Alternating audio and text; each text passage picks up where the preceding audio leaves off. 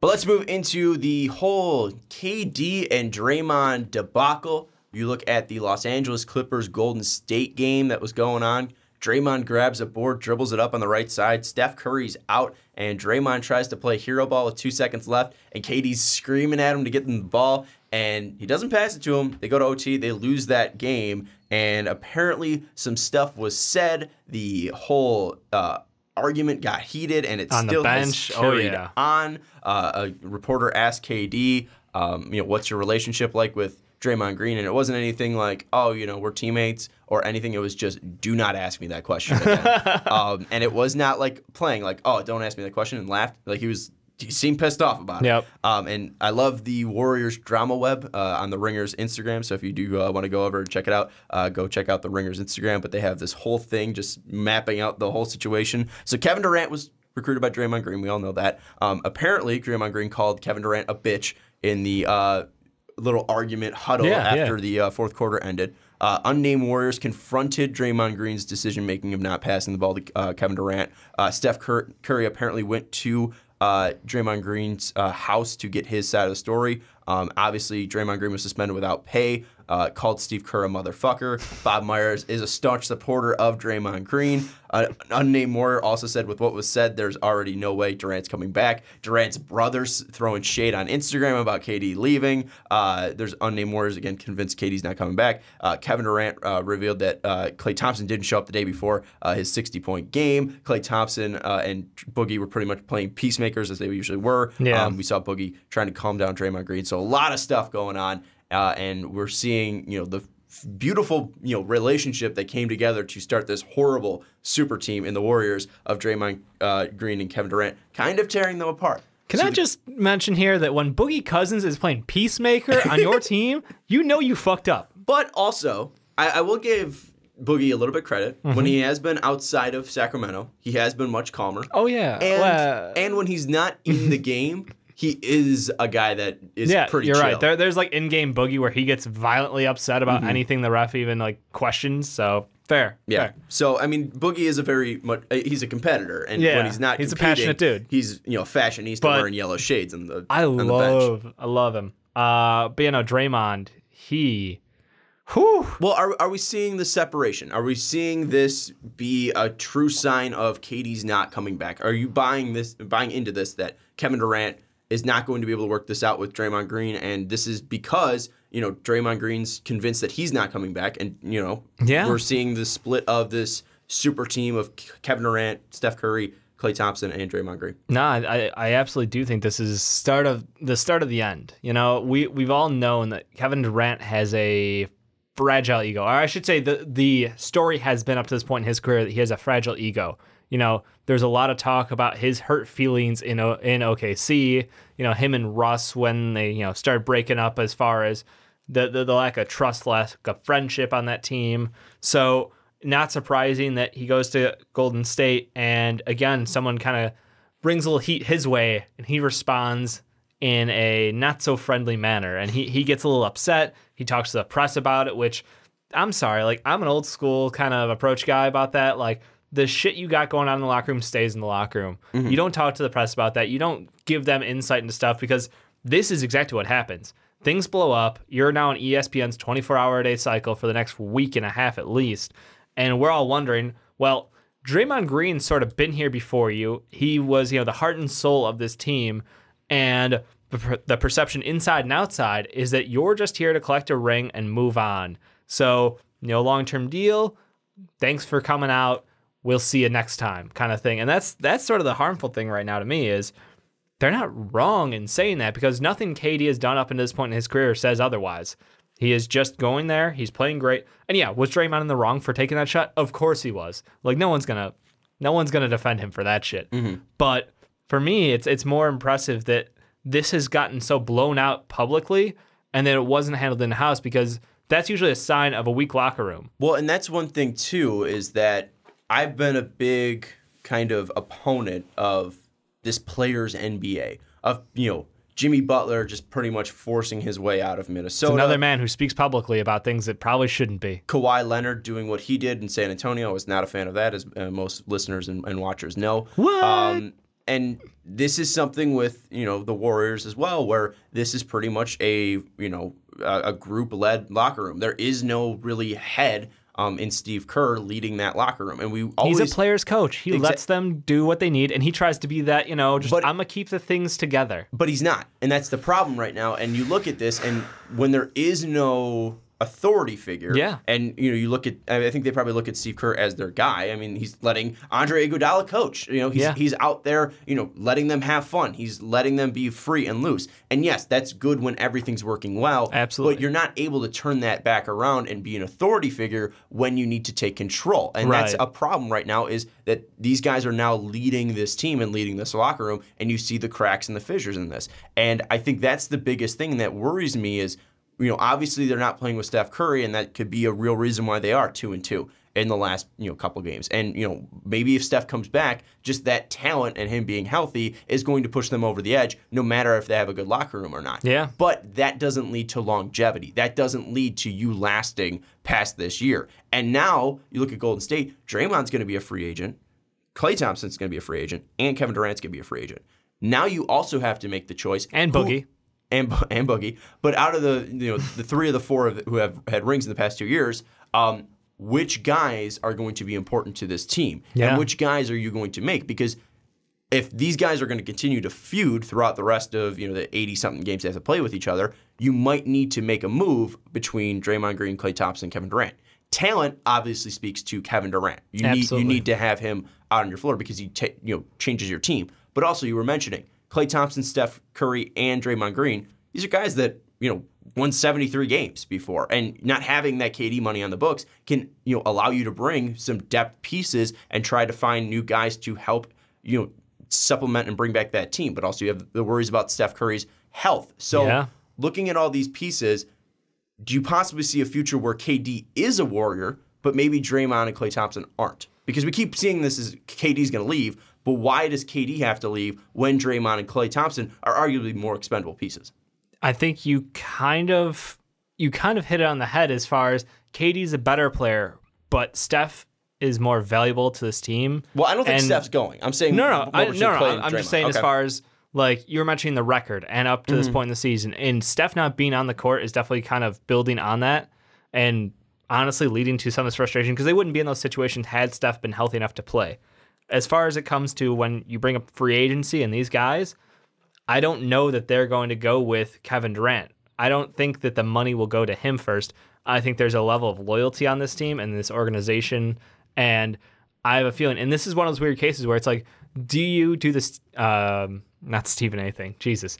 Do you do the San Antonio thing and reward the guys who have done it for you, who got you the ring, who, were part of your franchise building time and just setting records, doing all this amazing stuff? Or do you reward the guys who maybe you need to continue on being a successful team and try? It's sort of like you can pay the guys who did it, or you can pay the guy who might keep it going longer, because no one's going to question Kevin Durant's a better player than Draymond and Klay. But together, are Draymond and Klay more beneficial for this Warriors team? And I say yes. I say absolutely. We saw the heart out of Draymond Green. His defense, his passing, his aggression can bring them back into any game they play, no matter what the score is, as long as Steph Curry's on the court. Klay Thompson, hotter than anybody, also plays pretty good defense. Yes, he gets cold, and yes, he's had some struggles this season, but those 3 guys is what makes Golden State great. Kevin Durant added a new layer, his ISO-heavy play, his ability to get the job done, but do they need him? That's the question. And possibly people have already clicked out, but I was misinformed. Draymond is still signed for next year. He's going to be worth 18.5. 2020, right? Yeah, he's going to be a free agent in 2020. So, yeah. But Klay is going to be a free agent. So Klay and KD are going to be the free agents on this Golden State team.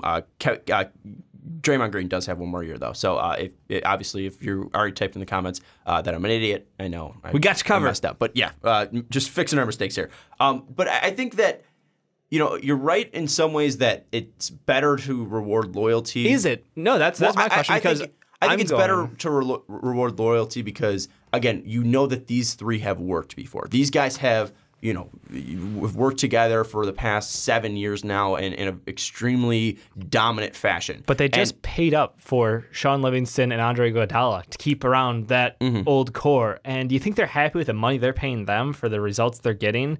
Because But hold on, the results they're getting is 2 rings in the past 2 years, and now maybe that's not exactly because of their play, but their presence in the locker room. And I think a big part of this is clearly they're going to be probably the most talented team still without KD, because Steph Curry is an MVP without a doubt, and Klay Thompson is going to step into a bigger role, and we see what he's done before. He's a great number 2 option. And Draymond Green, even, he can put up, 14 a night, and with an increased usage, he'll be able to do that. And I think adding more players through free agency using that Kevin Durant money could, obviously bring possibly even more cohesion out of here. Because if you bring back that team basketball, that passing ability, and you bring guys who can move the ball and shoot the 3, then maybe you might see an even different look Warriors, where they're shooting like 53s a game. Yeah, I mean their bench depth was just totally obliterated at this point. I mean they got G League guys starting in games right now. It's bad for them, but you got to look big picture and say,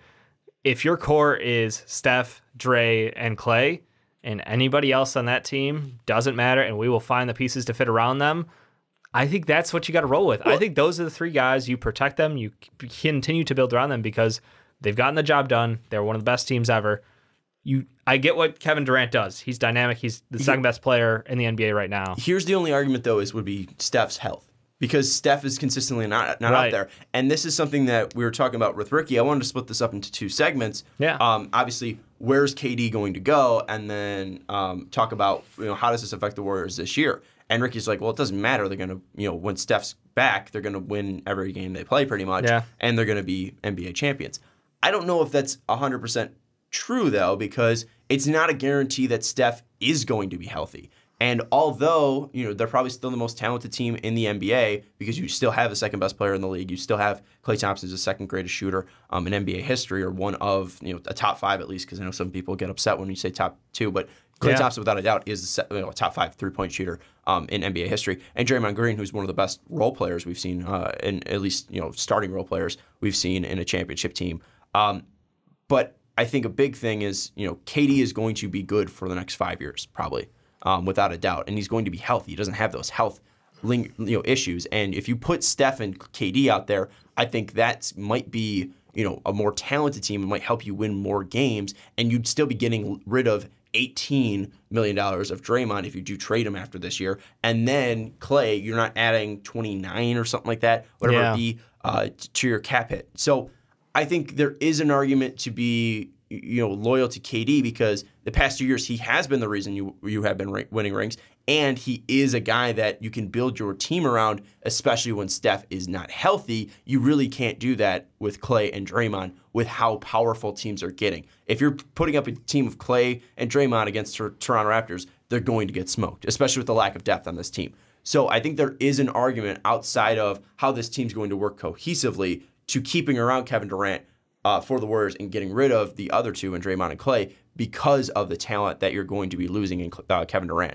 I think what's more likely, though, is them keeping the big 3 together in Klay, in Draymond, and in Steph, and we'll be seeing Kevin Durant walking. And if KD walks, and I think we're probably saying it's likely, at least 50-50 or maybe even higher. I would say higher than 50-50 at this point. I mean, he's an emotional guy. Was it 50-50 for you before the season?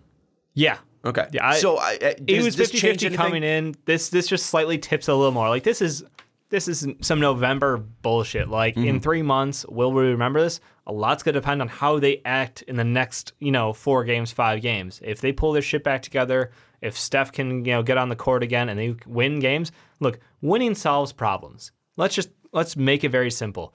They're the Warriors. If they win enough games and they win a championship, no one cares what happened in November. The only thing that's going to matter to them is how are they in the locker room together. Because if I'll say it, like, if Steph can't play, they can't win a championship. Like, they don't have a talented backup point guard that can get them there. So it doesn't matter if you have KD or not at that point.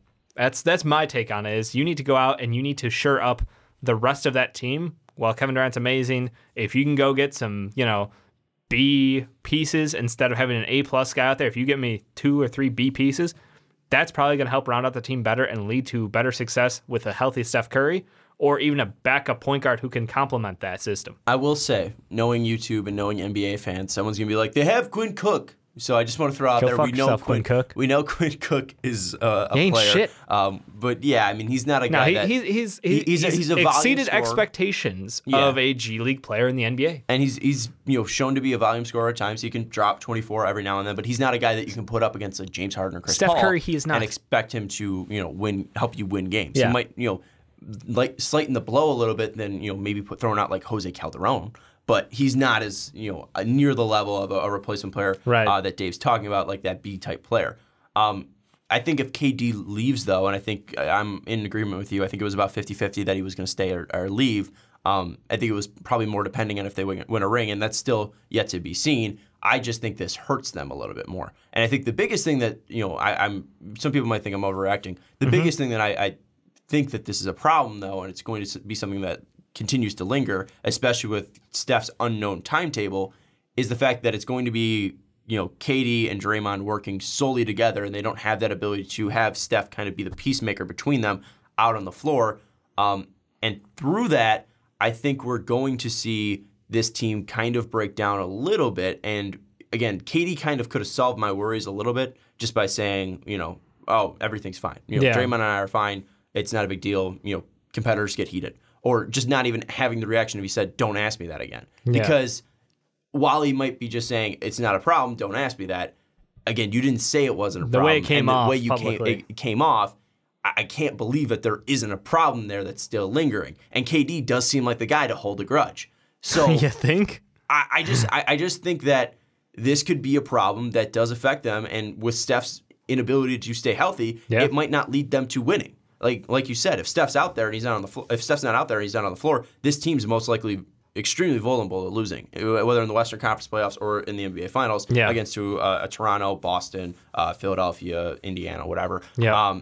It's or Milwaukee too. I can't. Yeah, I say you mentioned Indiana, not Milwaukee. My bad. I say myself. But I think that it's extremely likely to now 60-40 that KD is going to leave because I think that he doesn't want to be around a Steph. He doesn't want to be around a Draymond. He doesn't want to be around a Clay. Not because they haven't been winning and they haven't been working together outside of this little skirmish. I think just KD is a guy that does want to have the ball every single possession. KD seems like a guy that he wants to prove himself, and he's proved himself by winning a ring in his mind. Now he has to prove that he's the best player in the NBA, and it's tough doing that when you have another MVP candidate next to you in Steph Curry. And it's tough when one of your teammates is kind of aligned with that guy because he's been playing with him for 7 years, and Draymond, aligned with Steph Curry, that he's not passing you the ball, late in the game because he kind of doesn't trust you, although you've hit 2 big shots in the NBA Finals in back-to-back years. Yeah. So I think that this is going to lead to KD leaving. And if he does leave, Dave,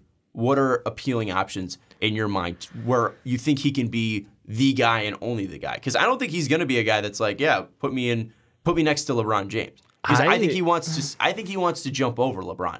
I think he has an idea of, I won an MVP. I did my time in OKC. I wasn't able to be the guy, and I wasn't able to win a ring. So let me knock off one of those things. Let me win a ring with one of the best teams of all time. Yep. Now I think he needs to prove himself as the guy, the only guy out there. Because LeBron has been able to do that. LeBron was able to win a ring in Miami. Then he went back to Cleveland and proved that he was the guy. He had some help in Kevin Love and Kyrie, obviously. Yeah. But there was a clear number one on that team. Right now, it's not that clear between the Warriors. I think he needs that in his career. What places do you think they'll be able to provide that with him, where he can be the number one and also be competitive? Look, there's not a lot of teams that he can be the only guy on and win. I mean, that's sort of the shady thing out there is as much as you want him to be the guy on a team, that's just I don't see that happening in the NBA right now. You can't win a championship as the guy. It's now a pairing or it's a trio. Win a title, but I'm just saying be competitive in the sense of Indiana's competitive right now. They're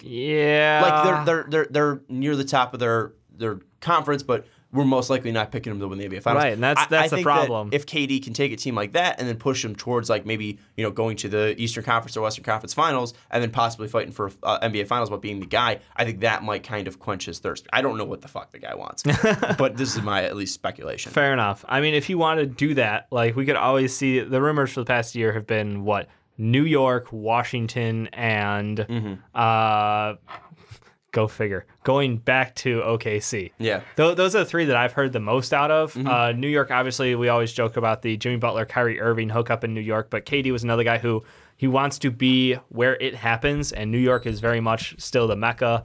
And I think that fit-wise, obviously, KP's health is totally in the air, but if you have a healthy KP, if you have him, you have, obviously, this year's class. I don't know, that there's a chance he could do some serious damage in the Eastern Conference. Like, he walks in, and it's him and Kawhi in the East again, dueling it out. Like, he instantly makes them a credible threat, but I don't think that team could win a championship. That's the problem is, any team you add him to, like, the Wizards are a fucking nightmare. Like, they just are full of problems, and Dwight Howard on the team this year with Austin Rivers, just great for the locker room. They're struggling real hard right now.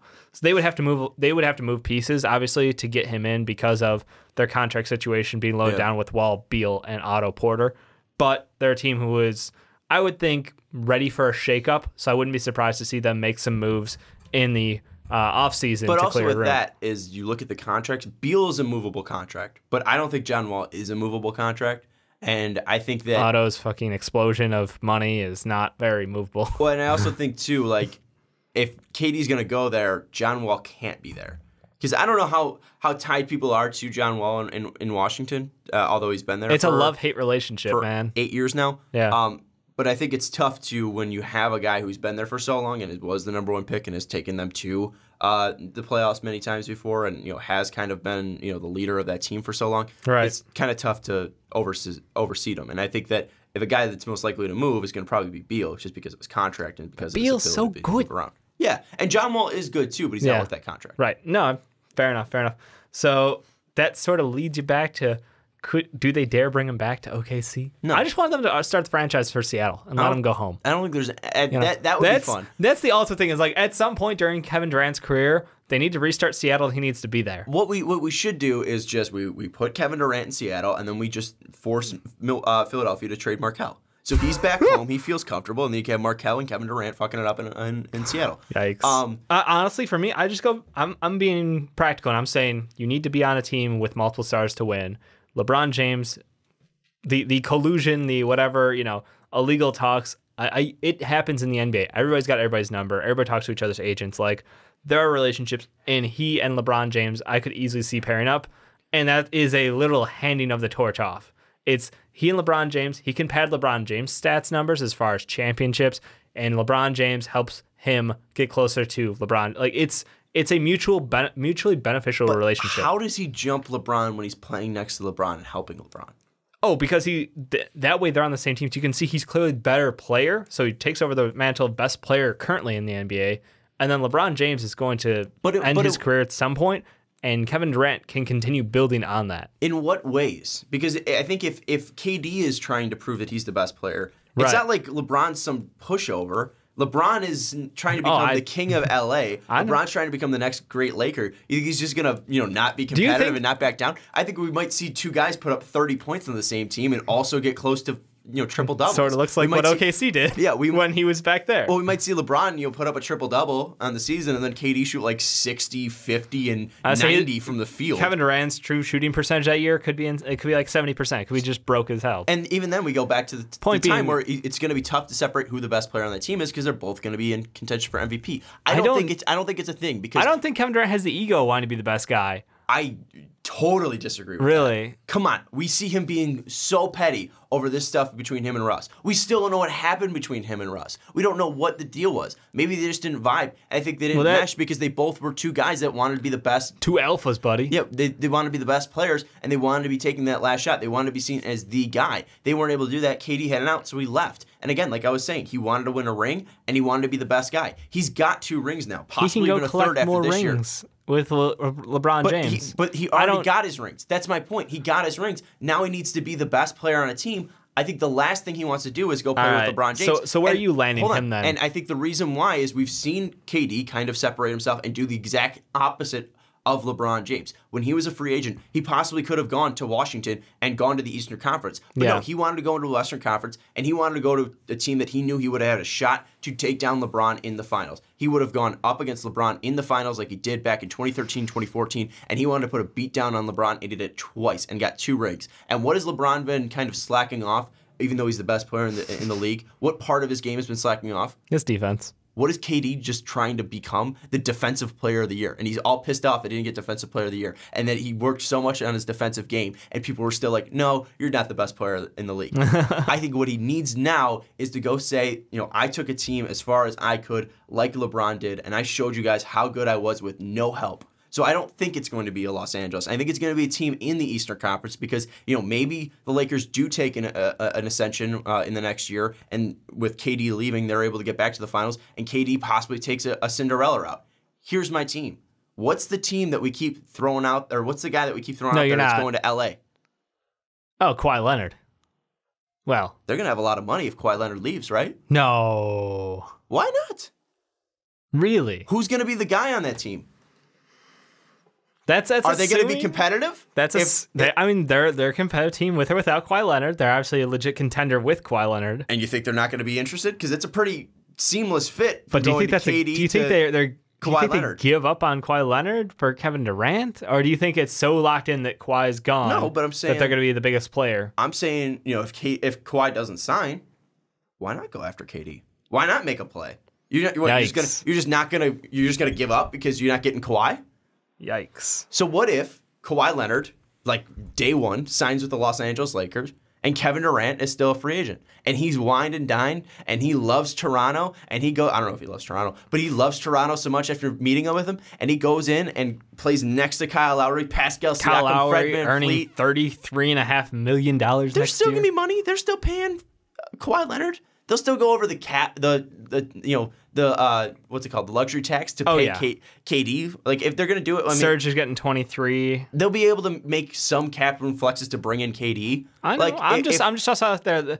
They're a team who I love their youth and I love everything about it, but they've got 2 contracts that I look at and I go, man. So far, Serge. Kyle Lowry's good and Serge has been good, but that's the question is, how much longer are they going to be? Maybe this is the last year, and maybe if they're declining, KD looks like even more of a superhero. I think he's got a superhero complex, and if Kawhi leaves, put him on a young team then. I think again he has to be competitive, and he still has to be the guy. Toronto right now, Kawhi is easily the guy on that team, and they are competitive. They're number 1 in the East. If Kawhi leaves and they're not able to win the finals, and they're not able to beat the Warriors this year, and KD goes and takes the Raptors back to the finals Kawhi. And then wins it, he one-ups Kawhi, then he looks even better. Then, especially if he's beating like the Lakers who have LeBron and Kawhi, this is all just fantasy. But I'm saying like there's a way that it could work into KD, my whole connections, that KD's in Toronto Raptor. I thought you were going to have some fun and put him on like the Brooklyn Nets. And I was going to be like, yes. This was just one idea. I mean, there's plenty of ideas. I don't think I think we can cross out Milwaukee. We can cross out Boston. We can cross out Philadelphia because they have 3 superstars right there. Detroit is... What if Jimmy Butler doesn't sign? Detroit, probably not, because I don't think they're going to be competitive enough. Charlotte, definitely not, because they don't have cap room with Marvin Williams, Nick Batum, and Kemba Walker's contracts. Orlando, fuck no. They'll have money. I don't understand Miami, but Miami typically has like weird money. Miami will always be willing to make things happen, and they will make contracts work for them. I don't think Washington's a spot. No. I think the ones, I don't want to feed into Ricky, but I think if I had to put like a top 4 for the East. Chicago. Ricky's out this week, so let's give him the love he deserves. It'd be Toronto. The real KD playing with KD. It'd be Toronto. It'd be Brooklyn.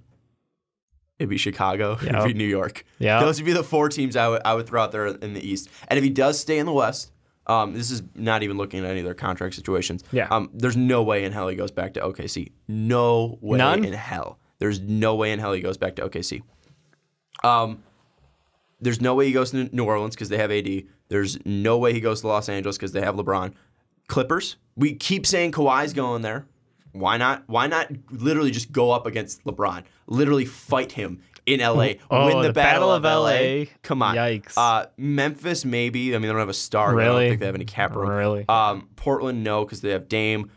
Denver. So I would probably, if I had to put like a top 4 of the Western Conference, Denver, because they don't really have a superstar. Los Angeles Clippers. Sacramento has a ton of money. Sacramento has it. Yeah. Who the hell wants to play in Sacramento? I'm sorry, Sacramento. I love your team. You're young and exciting, but there's a chance that like 0 people sign with you in free agency, like 0 stars. And I threw this out before the season. Utah. I don't know, man. Utah would be fun. Utah's not a lot of potentials. I think the Utah one's interesting, but I'm real interested to hear the Chicago argument, you know? KD playing with the real KD. I'm not making an argument for that. I'm just saying that team's young. We've got Lowry Markkanen. We've got Wendell Carter Jr. You're getting rid of $20 million after Jabari because there's no way they're bringing him back. Yep. We just paid for Zach, and we could get Zion. Oh, my God. All right, so imagine this. And this is the note I'm going to end it because I know we have a lot of Chicago fans. I know I want to leave Ricky on a good one. Yep. KD at point. Yep. The real KD at point. That's why I said KD. No, yeah, say the real. You don't have to. You do actually. No, because when I say KD, Zach LaVine, Kevin Durant, people are going to realize the distinction. Come on, if he's the real KD, you don't have to put the real. I feel like you do, and that just rubs in a little more. The real KD at point. Thank you. It's shooting guard, Zach LaVine. The 3, you have Kevin Durant. 4, you have Lauri Markkanen. At 5, you have Wendell Carter Jr. or Zion Williamson. And then coming off the bench, you have Zion or Wendell Carter Jr. So broke. It'd be fun. I don't think it's going to happen, though. I would say they got money. I would say my number 1 team now, because I just talked it into myself, is Toronto. But let us know where you think KD's going to go. I don't think he's going to be a Warrior at the end of the season. Neither does Dave. And if Steph Curry's not healthy, this team is not winning an NBA championship in my mind, because Steph Curry is a guy that keeps that glue together. I also think there's no way in hell he's going to Los Angeles Lakers. So I keep seeing like things popped up with like the big 3 of Anthony Davis, Kevin Durant, and LeBron James. Oh, yeah. No way in hell it's happening. Oh, yeah. I don't think that's going to happen. Yeah, if I'm not making any more bets. I was going to say, you do realize. If we get closer to when we get closer to free agency, we start hearing more rumors out there. If I hear a KD to Los Angeles, maybe I'll throw a bet down there. Maybe I'll throw another Los Angeles Lakers bet. I'll say Vegas odds currently have LA as the favorite. Do they? Yes. Do you know the odd? I don't. That's I all saw right. it Don't earlier look it this up. week. We're just going to end it. But let us know where you think KD's going to go at the end of this season. Is he going to stay a Warrior? Are they going to get rid of Draymond in a trade and let Clay walk and just have Steph and KD run the team? Or is he going to walk onto greener pastures? Let us know down in the comments below.